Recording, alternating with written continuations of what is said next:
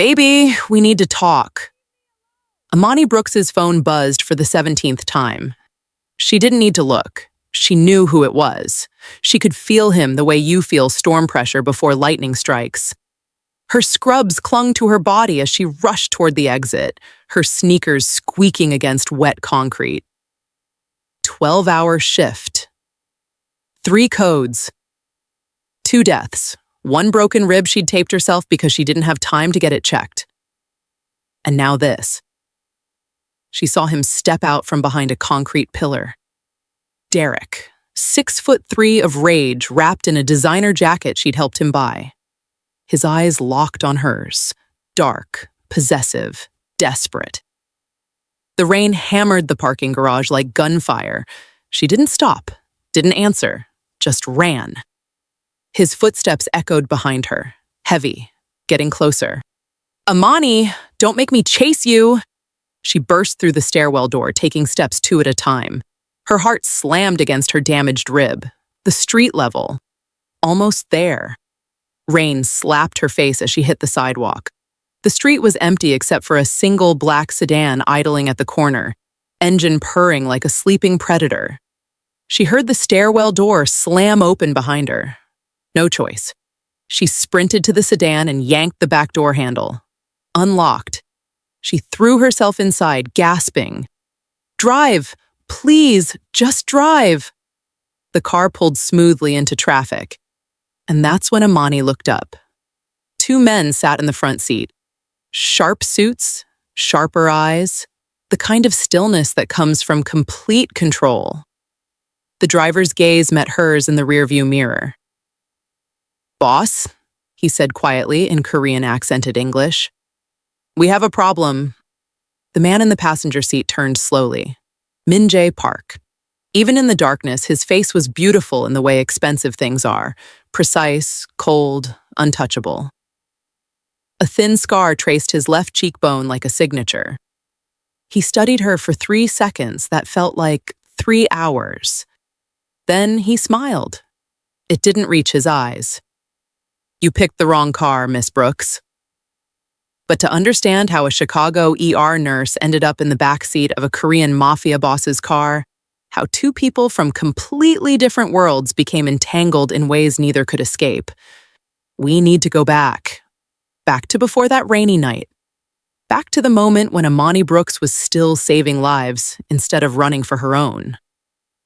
And back to when Min-Jae Park was a ghost, most of Chicago knew better than to see. This is a story that spans 6 months, 2 criminal organizations, 1 obsessive ex-boyfriend, and a choice that would change everything. And it starts with 2 people who thought they knew exactly who they were. They were both wrong. Before Min-Jae Park's car pulled away from that hospital, before Amani Brooks became the one variable he couldn't calculate, they were living completely separate lives, lives that seemed destined to never intersect.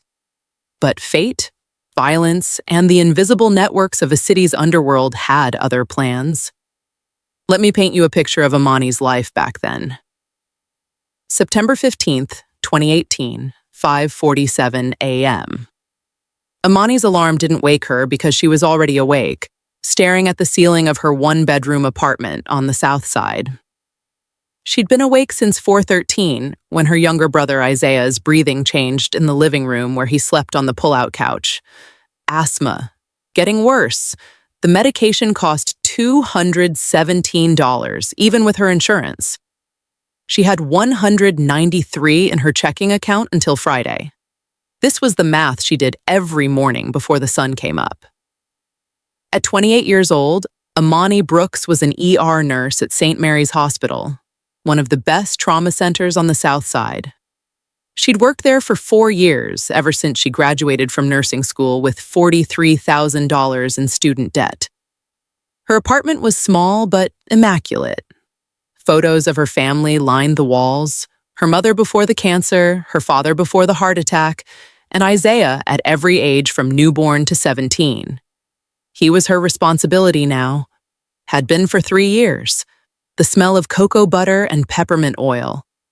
Gospel music playing softly from a small speaker. Scrubs laid out the night before. navy blue with her name embroidered over the pocket. She believed in preparation, in control, in doing everything right. That morning, like every morning, she made breakfast for Isaiah. Eggs, toast, fruit. She watched him eat, noted his breathing, calculated whether she could stretch his inhaler another week. "You don't have to treat me like I'm going to break, Mani," he said around a mouthful of eggs.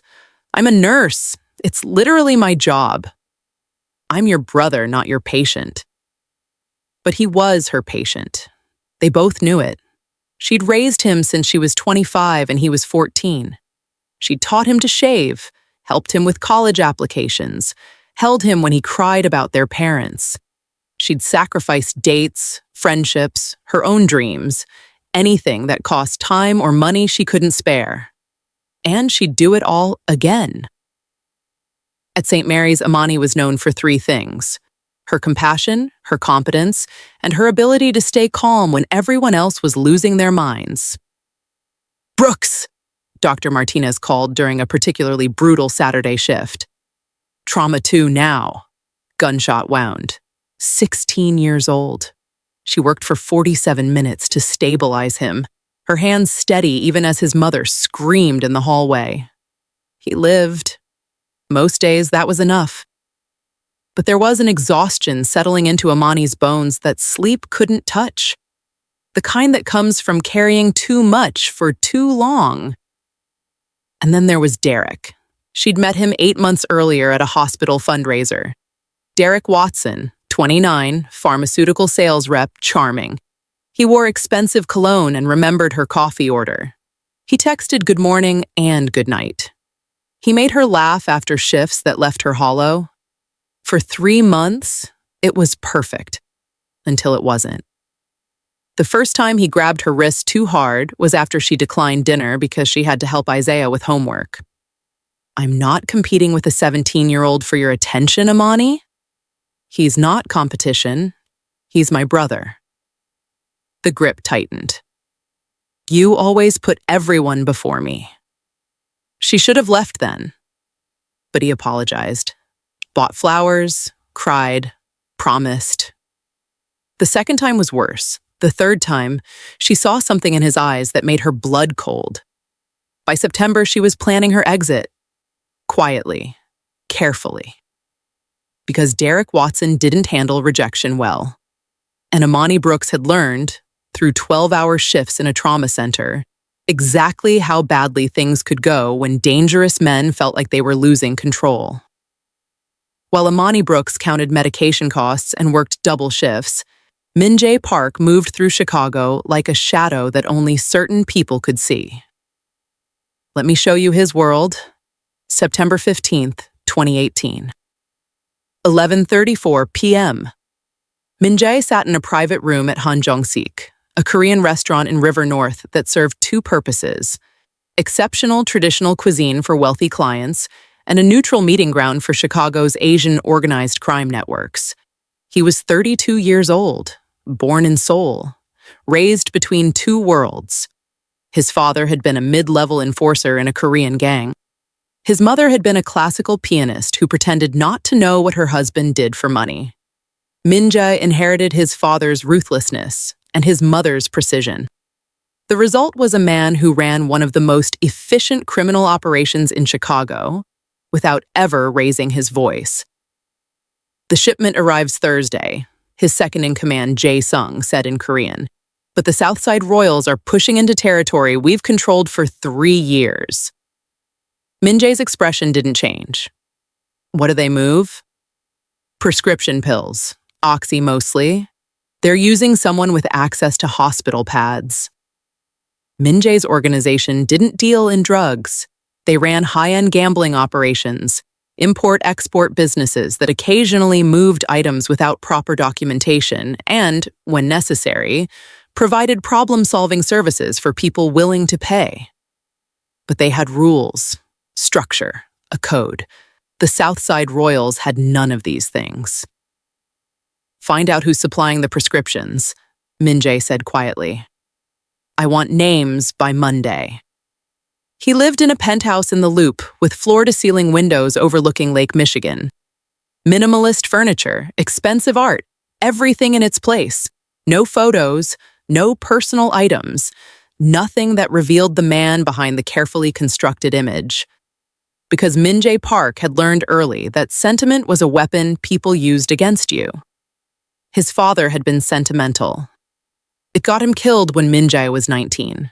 His mother had been sentimental. She'd drunk herself to death 2 years later. Min-Jae had loved them both, and when they died, he locked that part of himself away where it couldn't be used as leverage. He didn't do relationships, he did transactions, he didn't trust, he calculated probabilities, he didn't save people, he managed consequences. And for 12 years, this approach had kept him alive, wealthy, and in control of an empire most of Chicago didn't even know existed. But control is an illusion we maintain until the moment reality shatters it.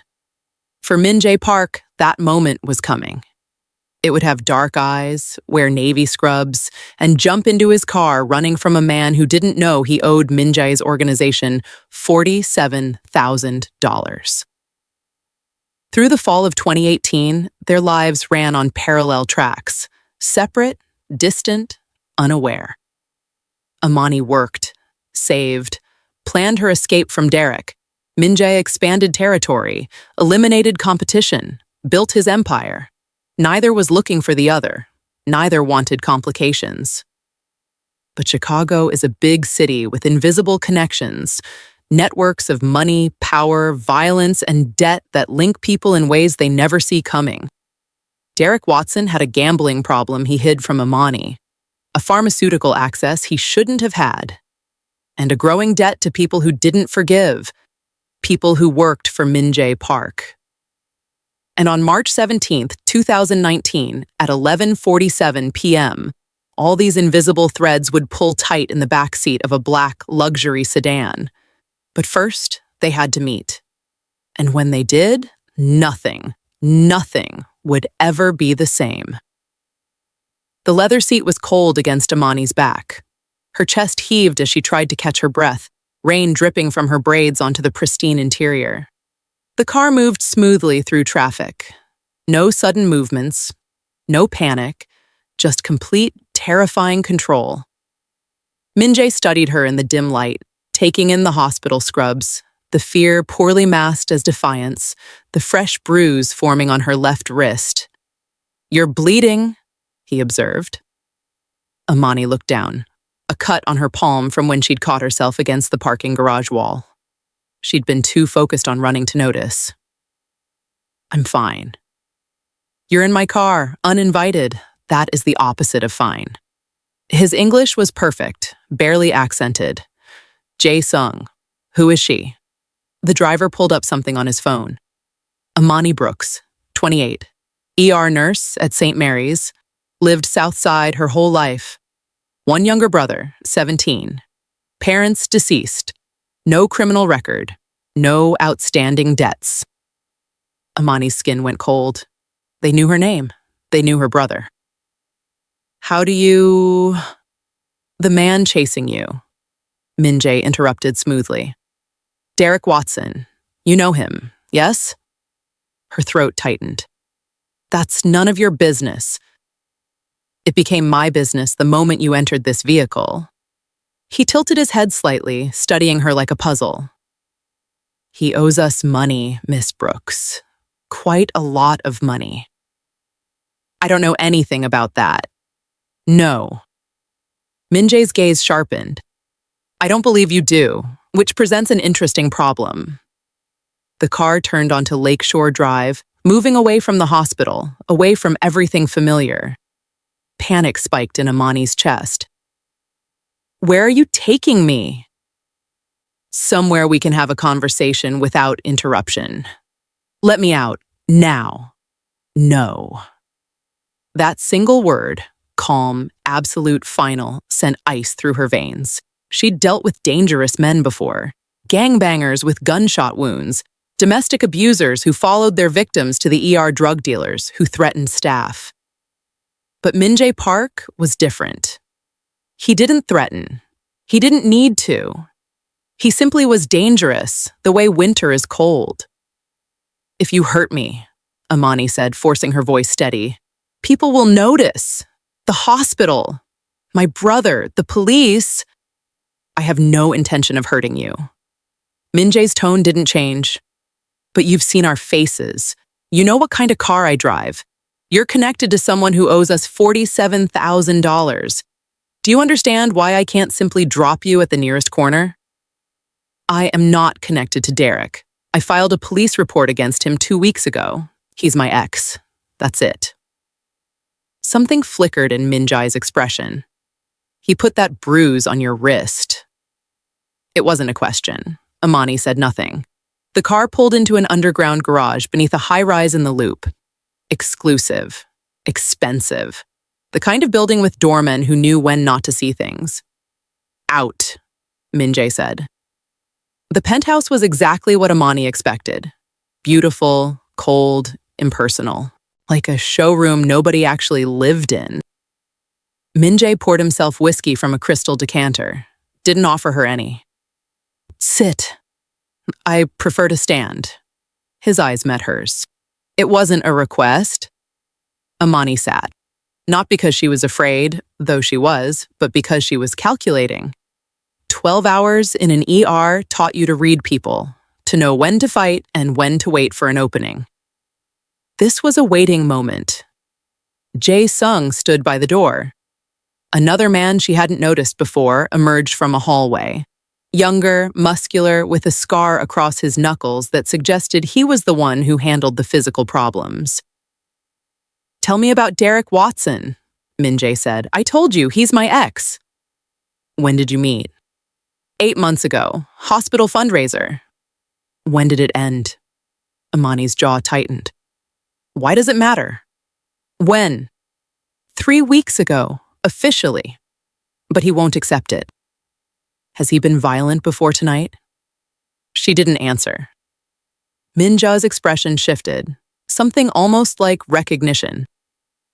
"I see, and you know nothing about his business activities, his gambling, his pharmaceutical access?" "Pharmaceutical access?" Amani's mind raced. Derek had pharmaceutical connections through his sales job, but she'd never thought. "He's been stealing prescription pads from the hospital," she said slowly, pieces falling into place. "That's what this is about." "Very good, Miss Brooks. He's been forging prescriptions for oxycodone, selling them to the Southside Royals, who've been pushing into territory my organization controls." Min-Jae took a sip of whiskey. "Unfortunately, for Mr. Watson, he also enjoys gambling, and he's very bad at it. So you're going to kill him. Eventually, if he doesn't pay." The casual brutality of it stole Amani's breath. "And me?" she forced herself to ask. "What happens to me?" Min-Jae set down his glass and walked to the window, hands in his pockets. From behind, he looked almost normal, almost like someone who didn't decide whether people lived or died. "That depends," he said finally, "on what we do with you." "Boss," Jae-sung said in Korean, "she's a liability." "I'm aware. If she goes to the police, she won't." Min-Jae turned back to Amani. "Will you, Miss Brooks?"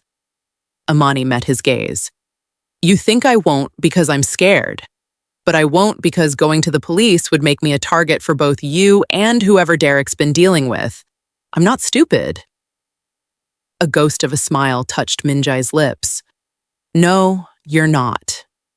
"So what now? You keep me here, make me disappear? What's your play?" The question seemed to genuinely interest him, as if she was the first person in a long time to push back instead of beg. "What do you do, Miss Brooks? In the ER?" The shift confused her. "What?" "Your job. What is it?" I save lives." "And I," Min-Jae said quietly, "manage consequences. People make choices, bad choices usually, and I ensure those choices have appropriate outcomes. Your ex-boyfriend made many bad choices. Now there are consequences." That's not saving lives, that's justice? His eyebrow raised. The police couldn't protect you from him tonight. I suspect they haven't protected you the other times either. Tell me, which one of us is actually doing something about Derek Watson? The truth of it hit harder than Amani wanted to admit. She'd filed the police report. They'd said they couldn't do anything unless he violated the restraining order. He violated it tonight. They weren't there, but Min-Jae Park was. What do you want from me? Information about Derek, his patterns, his contacts at the hospital, how he's accessing the prescription pads. In exchange, Amani's phone rang. Isaiah. Her blood went cold. It was almost 1 a.m. He never called this late. Answer it, Min-Jae said, watching her carefully. She did. Isaiah? Amani. Her brother's voice was tight, scared. There's someone outside the apartment. They keep knocking. They know your name. A different voice came through the phone, rough, amused. Amani Brooks, your boyfriend's been a bad boy. Now we need to have a conversation about what you know. Be home in 30 minutes, or little brother gets to find out what happens when people don't cooperate. The line went dead. Amani looked up at Min-Jae, and for the first time that night, her careful control shattered. They have my brother. Min-Jae's expression went very still, very cold. Jae-sung, he said quietly, get the address, mobilize the team. Then to Amani. It seems, Miss Brooks, we now have a mutual problem. Okay, let me pause here for just a second, because we're about to dive into the part of Amani and Min-Jae's story that gets intense. Like, really intense. But before we do, if you're already invested in their journey, and trust me, you haven't seen anything yet, go ahead and hit that subscribe button. We share deep dive Afro-Korean and cross-cultural love stories like this every week. Stories that don't shy away from the real challenges, the moral complexities, and the unexpected moments that change everything. These aren't your typical romance stories. They're about real people making impossible choices in dangerous situations. Also, drop a comment. Have you ever had to choose between what's right and what's necessary? Or have you ever jumped into a situation without knowing how deep it really went? I read every single one. All right, let's get back to Amani and Min-Jae, because what happens in the next hour tests everything they think they know about themselves. And it starts with a high-speed drive to the south side, 3 armed men, and 1 very dangerous rescue. March 17th, 2019, 1:13 a.m. The black sedan cut through Chicago streets at 80 miles per hour. In the back seat, Amani watched Min-Jae transform. The calm businessman disappeared, replaced by something colder. More focused. He spoke rapidly in Korean to Jae-sung, checking something on his phone, his movements precise and economical. How many are at my apartment? Amani asked. Thermal imaging shows 3 inside, 2 outside. South Side Royals. Min-Jae's voice was clinical. They're not there to talk, Miss Brooks. They're there to send a message to Derek through you. Then why haven't they? She couldn't finish the question. Because your brother is leverage. Once they have what they want, leverage becomes a liability. He looked at her directly. Do you understand what I'm saying? She did. Isaiah was only alive because they needed bait. How do we? We don't do anything. You stay in the car. My team extracts your brother. You don't see, don't hear, don't know. That's my brother, which is exactly why you stay in the car. Because if you're there, you become another variable I have to protect instead of a problem I can solve. Southside neighborhood, Amani's apartment building, dangerous men outside, tactical approach. They parked 3 blocks away. 4 additional cars had converged from different directions. Min-Jae's people, armed, coordinated, efficient. This wasn't his first extraction. Amani counted 8 men total. All Korean, all moving with military precision. Min-Jae gave instructions in rapid Korean, then turned to her. Your brother, where in the apartment would he be? Living room, the pull-out couch. Windows? 2, both facing the street. Locks on the door? Deadbolt, chain, but if they're inside, they picked them, we'll do the same. His eyes scan the building, calculating. Jae-sung enters from the fire escape. Dae-jung and Min-ho through the front after we cut the lights. I go through the bedroom window. That's a 3-story drop. I'm aware. Amani watched them move into position, her heart hammering against her ribs. Everything in her training screamed to be there, to help, to do something. But she was helpless, and she hated it. Through the car window, she saw the building's lights cut out. Someone shouted. Then, chaos, gunshots, muffled, professional. Not the wild spray of amateurs, but precise, controlled bursts. 47 seconds. That's how long it took. Then silence. Amani stopped breathing. The car door opened. Min-Jae slid in, completely calm, not a hair out of place. Drive. My brother is in the 3rd car behind us, unharmed. She twisted around, and there, through the rear window, she saw Isaiah in another vehicle, wrapped in a blanket. One of Min-Jae's men handing him water. The relief nearly broke her. The men in my apartment? Being transported to a location where they can explain to their organization why they thought threatening a nurse and her teenage brother was an acceptable strategy. You killed them. No, I asked questions first. Then I killed them. Min-Jae's tone didn't change. They would have done worse to your brother once they finished with you. Manage the consequences of their choices. They brought Isaiah to a safe house in Lincoln Park, a brownstone that looked normal from the outside, but had enough security to protect a president. Amani held her brother for a full minute, checking him over with professional efficiency, even as her hands shook. You're okay? They didn't hurt you? I'm fine, Mani. Scared as hell, but fine. Isaiah's eyes were wide. Who are these people? What's happening? What could she say? I jumped in a Mafia boss's car, and now we're entangled in a criminal war because my ex-boyfriend is a lying, gambling, drug-dealing piece of... It's complicated, she said finally. That's not an answer. Min-Jae appeared in the doorway. He can stay here tonight. My people will ensure he gets to school tomorrow. No one will touch him. Isaiah looked between them. School? Are you insane? There were men with guns in our apartment. Which is why this location is safer than anywhere else in Chicago right now. Min-Jae's voice was firm but not unkind. The Southside Royals made a move. We responded. They won't make that mistake again. Mani, what is happening? She looked at her brother, 17, terrified, trusting her to fix this like she fixed everything, and felt something crack inside her chest. She'd spent 3 years protecting him, sacrificing for him, building a safe, normal life. And in one night, it all shattered. Because she'd chosen the wrong man, because she hadn't seen the warning signs soon enough, because violence always finds you, no matter how carefully you try to avoid it. I'm going to handle it, she promised. But she had no idea how. 2:47 a.m., Isaiah was asleep in one of the upstairs bedrooms. The safe house was quiet except for the occasional sound of Min-Jae's security team doing perimeter checks. Amani sat on a leather couch, still in her rain-damp scrubs, processing everything. Min-Jae handed her a glass of water and sat across from her. Thank you, she said quietly.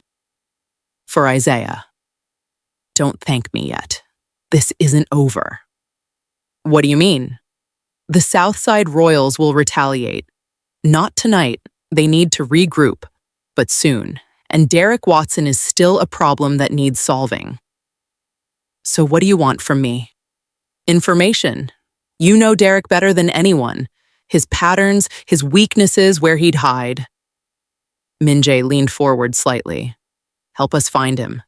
Help us end this. And if I don't, then the Royals will keep coming. They'll go after your brother again. They'll go after you at the hospital.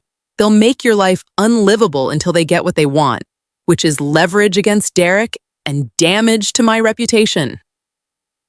Amani's throat tightened. You're saying I don't have a choice. You always have a choice, Miss Brooks.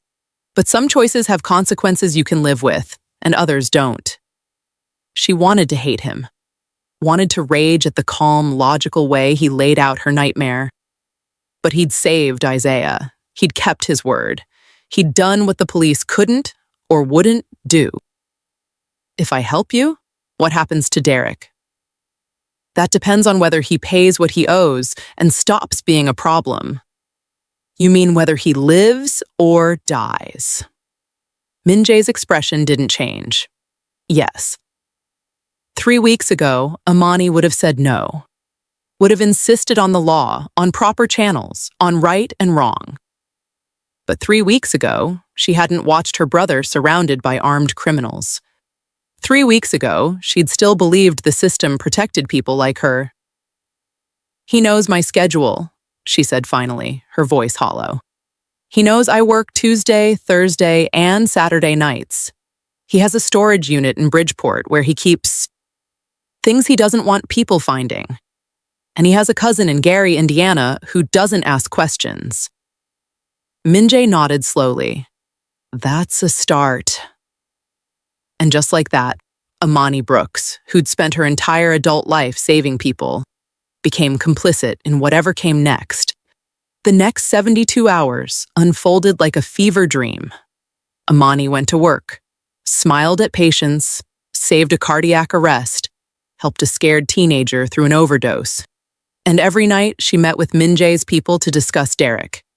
She was living 2 lives, the healer and the informant, and the line between them was disintegrating.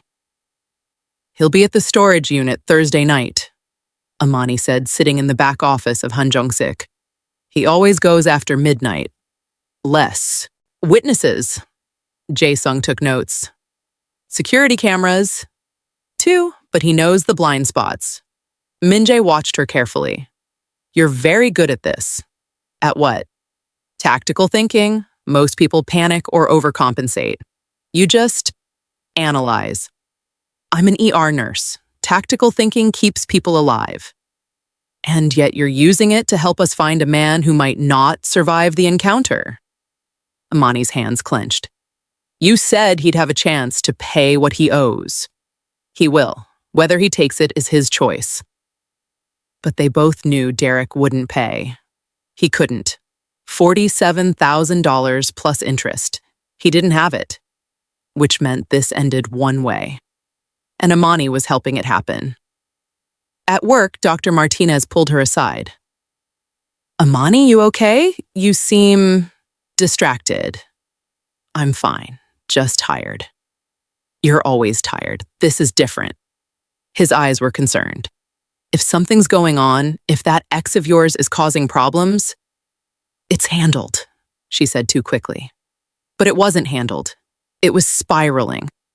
The worst part was the small, dark voice in her head that whispered, he deserves this. Derek had hurt her, controlled her, terrorized her even after she left. He'd put Isaiah in danger. He was a criminal who'd been stealing from her hospital, putting patients at risk with forged prescriptions. He deserves this. But did she deserve to become the person who decided that? March 21st, Amani found herself in Min-Jae's penthouse at 11 p.m., ostensibly to discuss the storage unit plan. But really, she was there because she didn't know where else to go. I can't do this, she said suddenly. Min-Jae looked up from his laptop. Can't do what? This, any of this. I'm a nurse. I don't... Her voice cracked. I don't help people hunt down my ex-boyfriend. I don't work with criminals. You don't survive? The question stopped her cold. Min-Jae closed his laptop and stood. You think you had another choice, Miss Brooks? You think if you'd refused to help, if you'd gone to the police, if you'd tried to handle this through proper channels, you and your brother would be safe? I don't know, but at least I'd still be... What? Good? Innocent? He stepped closer, his voice quiet but relentless. You were good and innocent when Derek hit you the first time. when he violated your restraining order, when the police did nothing. How did that goodness protect you? That's not fair. No, it's not fair. None of this is fair. But it's real. His eyes held hers. You want to know what I see when I look at you? Someone who spent her entire life following the rules, trusting the system, being good, and it got you nothing but bruises and a brother who almost got killed. Tears burned behind Amani's eyes. So what? I'm supposed to become like you? No conscience? No lines I won't cross? I have lines, Miss Brooks. They're just not where yours are. He paused. And you don't have to become like me. You just have to survive long enough to go back to being who you want to be. And if I can't go back? Min-Jae's expression softened almost imperceptibly. Then you move forward, and you decide what kind of person you're going to be in this new reality. Amani was quiet for a long moment. Then, Thursday night, Storage Unit 247, Bridgeport Self-Storage. He'll be there between midnight and 1 a.m. He drives a black Dodge Charger. He'll park in the back where the cameras don't reach. Good. But I'm coming with you.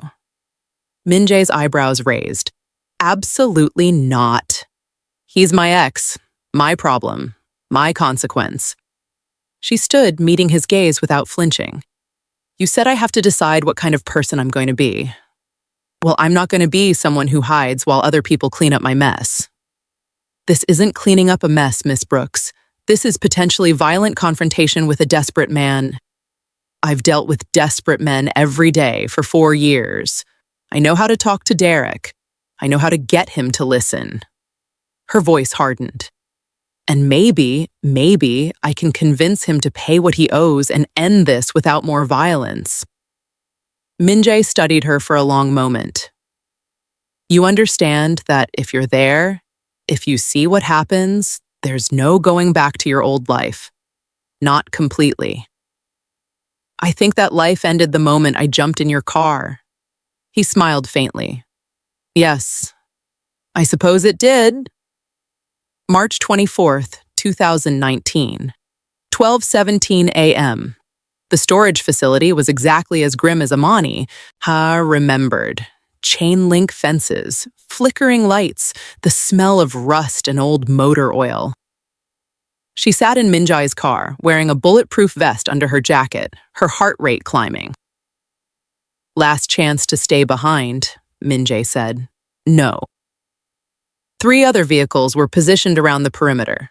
Min-Jae's team was invisible but present. She'd learned they were very good at that. Then she saw headlights. The black Charger. Derek. He looked terrible. Even from a distance, Amani could see he'd lost weight. His movements were jerky, paranoid. He kept looking over his shoulder as he unlocked the storage unit. He knows someone's coming for him, she whispered. Yes, he's been trying to liquidate assets all week. This is probably his last stop before he runs. Min-Jae gave a signal. His men moved in, cutting off exit routes silently. Then Min-Jae and Amani walked into the light. Derek's head snapped up. His expression cycled through shock, confusion, and then, when he saw Min-Jae, terror. Amani, what the hell?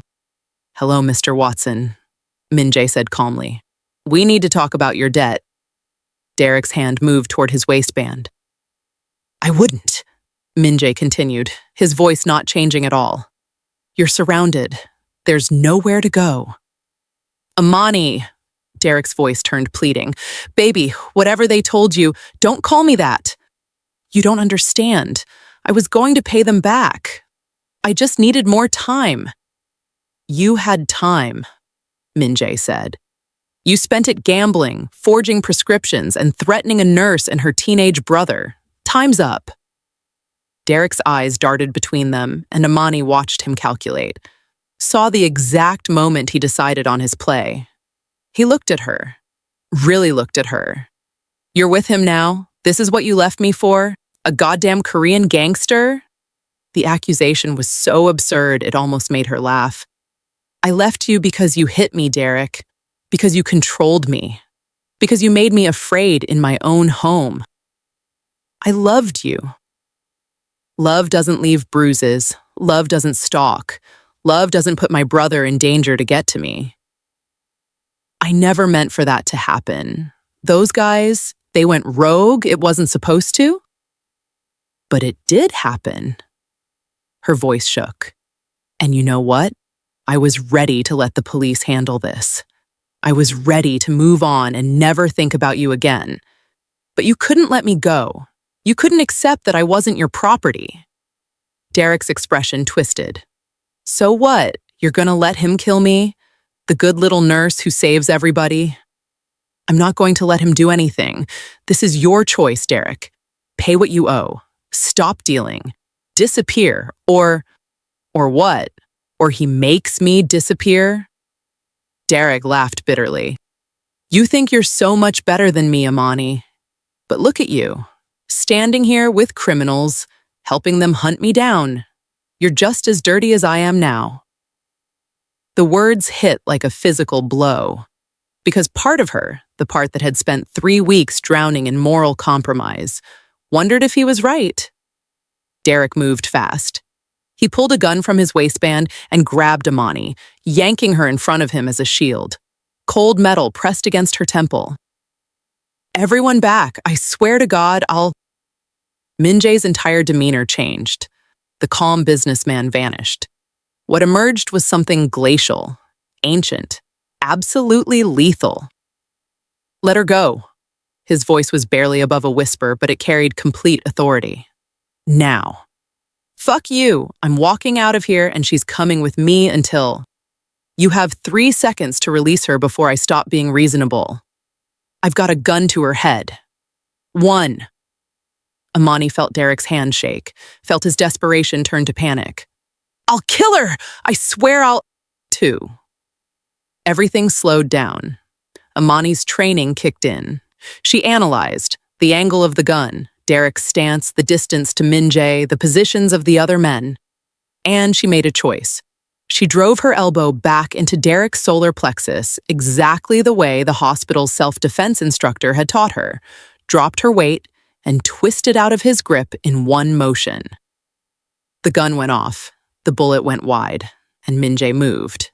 5 seconds later, Derek was on the ground, disarmed, Min-Jae's knee on his back. Your choice, Min-Jae said quietly. Pay or die.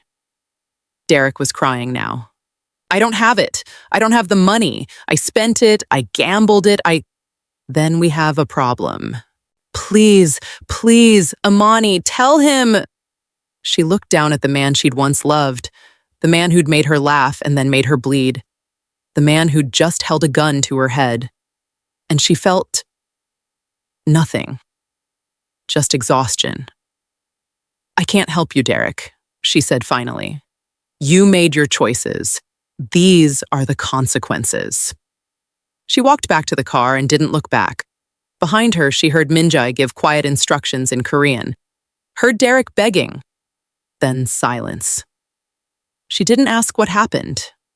She didn't want to know, because Derek was right about one thing. She was different now, and there was no going back to who she'd been before. I know that was heavy. These moments, the ones where everything you thought you knew about yourself gets tested, they're the parts of life that don't make it to social media, you know? But they're real, they're important, and they change us. If you've made it this far in Amani and Min-Jae's story, you're exactly the kind of person this channel is for, someone who wants the truth, the complexity, the real journey, not just the pretty parts. Make sure you're subscribed because we release stories like this every week. Stories that go deep. Stories that ask hard questions. Drop a comment. Have you ever had to make a choice that changed who you were? A moment where right and wrong weren't clear anymore? Your stories matter too. Now let me show you what happened after that night. Because this is where Amani and Min-Jae's story really begins. March 24th, 2019. 4:33 a.m.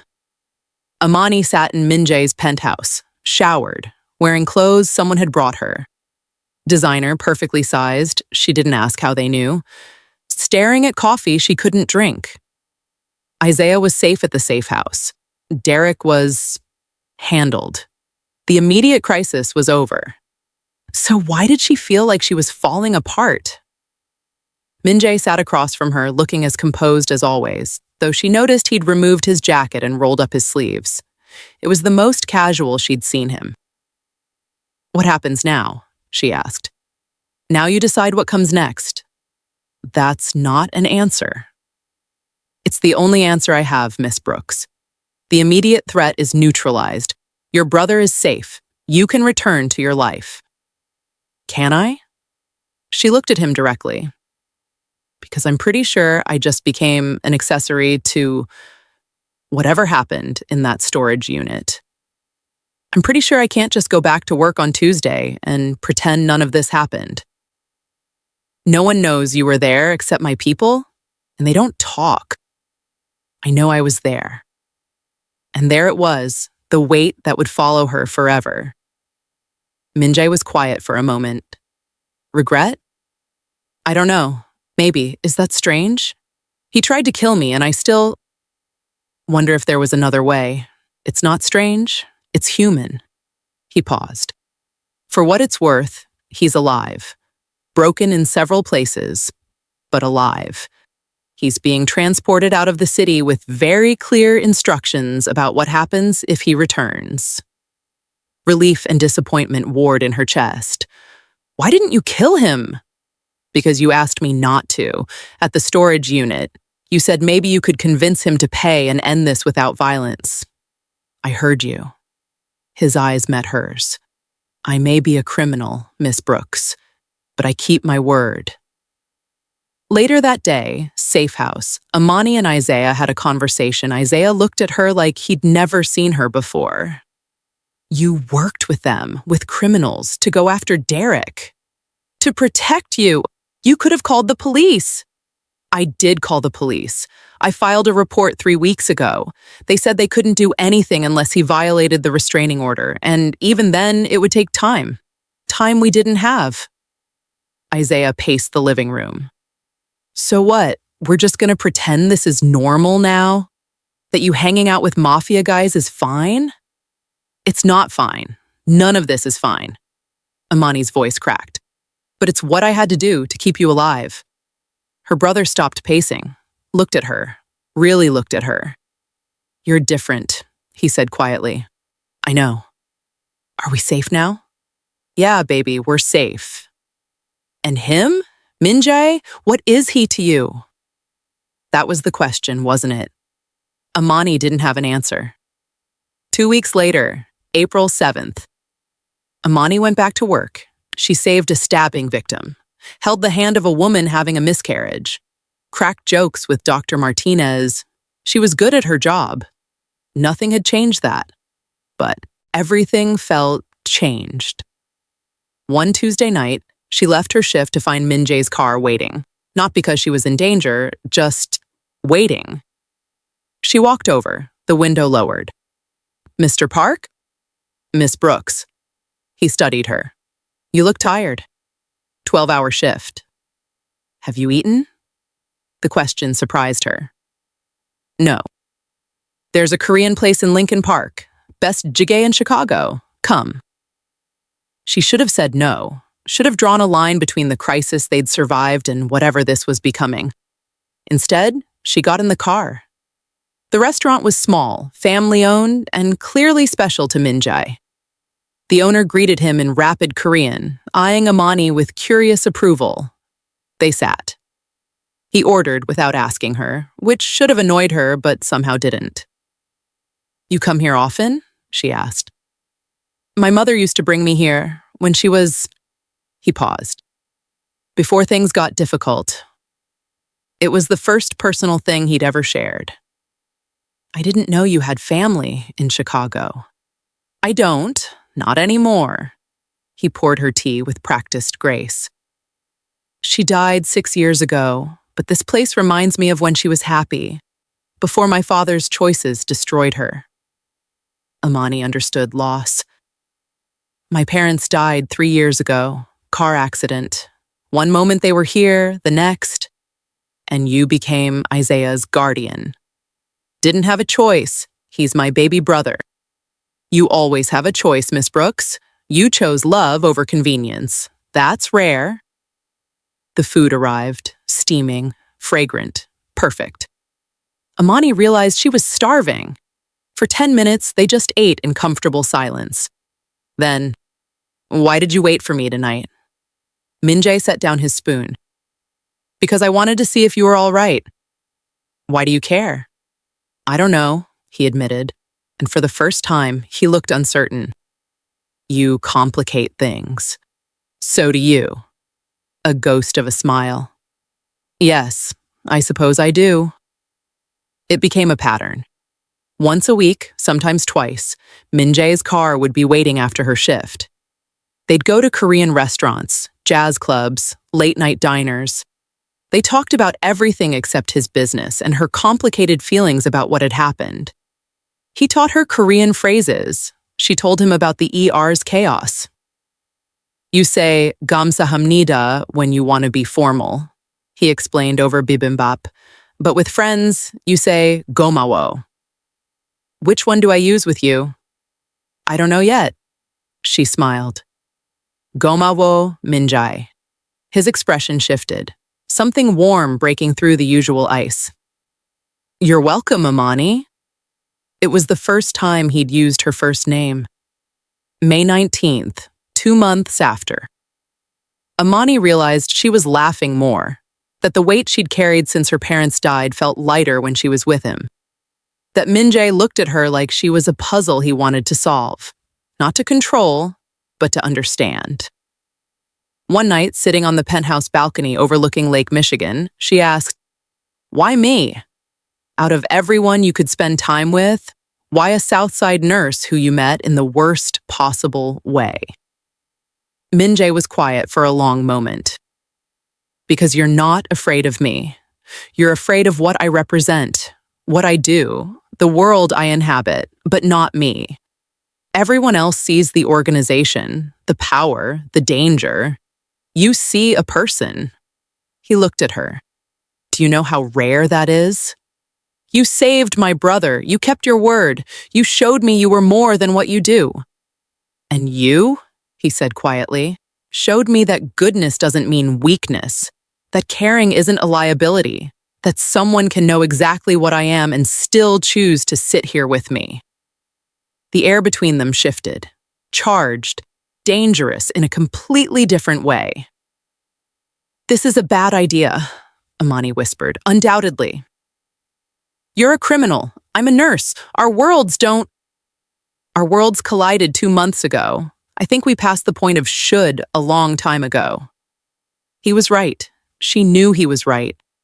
And when he leaned in, when his hand cupped her face with surprising gentleness, when his lips met hers, she didn't pull away. She kissed him back. Kissed him like he was salvation and sin all at once. Kissed him like jumping into that car had always been leading to this moment. They broke apart, foreheads touching, breathing ragged. "This changes things," Min-Jae said. "I know. People in my world, they'll see you as a weakness, a target. So we keep it private. And your world, your hospital, your friends, your brother." Amani hadn't thought about that. About explaining to Isaiah that she was, what, dating? Falling for? Completely entangled with the man who'd killed or nearly killed her ex-boyfriend? "I don't have answers," she admitted. "Neither do I." He stood, putting careful distance between them. "Maybe we shouldn't—" "Don't," she stood too. "Don't decide what I can handle. I'm a grown woman who survived more than you know. If I choose this, choose you, that's my decision. Even knowing what I am, what I do, you're not just what you do. You're also the man who saved my brother, who kept his word, who remembered I like my tea with honey, who looks at me like I'm—" Her voice caught. "Like I'm someone worth looking at." Min-Jae's control cracked. He crossed back to her, pulled her close, kissed her again, deeper this time, more certain. "This is a mistake," he murmured against her lips. "Probably. We'll regret this." "Maybe. But you're sure?" Amani pulled back just enough to look him in the eyes. "I've been sure since you waited outside my hospital for no reason except to make sure I was okay. I just didn't want to admit it." For the first time since she'd met him, Min-Jae Park smiled, really smiled, and it was beautiful. 8 months after Amani Brooks jumped into the wrong car, this is where they are. She still works at St. Mary's Hospital, still saves lives, still comes home exhausted and fulfilled in equal measure. He still runs his organization, still makes decisions most people couldn't live with, still exists in a world of shadows and calculated risk. But they do it together now. They live in a renovated brownstone in Bronzeville, neutral territory between her Southside roots and his Loop empire. Isaiah has his own room with an attached bathroom. The walls hold both Korean art and family photos. The kitchen smells like her grandmother's recipes and his mother's jjigae. It's a blend. Like them. Amani learned Korean. Not fluently, but enough to understand when Min-Jae's business calls get tense. Enough to greet his associates with respect. Enough to know when he's deliberately switching languages to protect her from knowledge she's better off not having. Min-Jae learned to exist in her world too. He met her colleagues, introduced as a business consultant, which wasn't exactly a lie. He showed up at Isaiah's high school graduation. He donated anonymously to the hospital's trauma center. He learned that love means compromise. And for a man who'd spent 32 years compromising nothing, that was revolutionary. It's not perfect. Some nights, Min-Jae comes home with split knuckles and eyes that have seen things he won't talk about. Amani bandages his hands and doesn't ask. Some mornings, she wakes up at 3 a.m. and can't shake the memory of Derek's gun against her temple, of the choices she made, of the person she became. Min-Jae holds her until the shaking stops. They have rules. She doesn't ask about his business beyond what affects their safety. He doesn't involve her in anything that could make her an accessory. They keep her brother completely separate from his world, and they both understand that this life has an expiration date they never discuss. Because eventually, one of two things will happen. Either Min-Jae will leave his organization, unlikely, dangerous, maybe impossible, or Amani will have to decide if she can spend her life loving a man who does things she can never fully accept. They're not there yet, but the clock is ticking. Despite everything, maybe because of everything, they're happy. In the spaces between the violence and the moral complexity, they've built something real. Saturday mornings, they cook breakfast together. She makes eggs and grits, he makes kimchi jjigae. Isaiah complains about the smell and eats 3 bowls anyway. Friday nights, they watch Korean dramas. Min-Jae translates the idioms she doesn't understand. She explains American cultural references he misses. Tuesday afternoons, when she's off and he's free, they walk along the lake and talk about nothing important. And at night, in the darkness of their bedroom, they're just 2 people who found each other in the most impossible way and decided to hold on. "Do you regret it?" she asked him last week. "That night? Me jumping in your car?" Min-Jae pulled her closer. "Every logical part of me says I should. You complicated everything, made me vulnerable, made me care about someone's safety more than strategic advantage."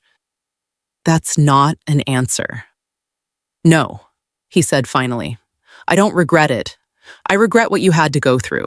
I regret that you had to become someone you didn't want to be. But I don't regret knowing you, Amani.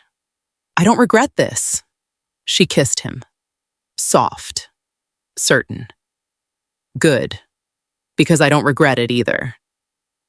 Where do they go from here? Amani doesn't know. Min-Jae doesn't know. But they're figuring it out together, one complicated, messy, beautiful day at a time. In the comments, tell me, have you ever made a choice that changed who you were? a moment where survival required becoming someone you didn't recognize. I read every single comment. Your stories inspire the content on this channel. See you in the next video.